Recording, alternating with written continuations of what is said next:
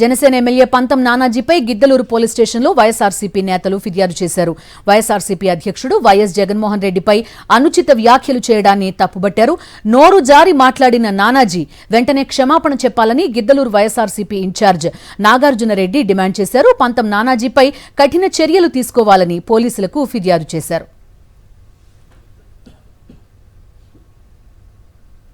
ఆ పంతం Nanaji Kakinada rural MLA ఎవరైతే ఉన్నారో వారు మాట్లాడుతూ నోరు జారి మాజీ ముఖ్యమంత్రి వర్యులు మా అధ్యక్షులు శ్రీ వైఎస్ జగన్మోహన్ రెడ్డి గారిని నోటికొచ్చినట్టు మాట్లాడడం అనేది సబబు కాదు.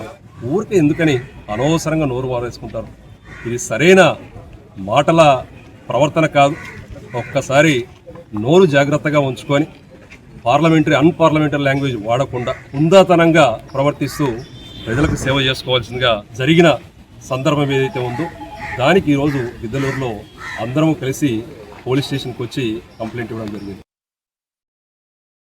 మరిన్ని అప్డేట్స్ కోసం ఛానల్ను సబ్స్క్రైబ్ చేయండి. నోటిఫికేషన్స్ కోసం బెల్ ఐకాన్ పై క్లిక్ చేయండి.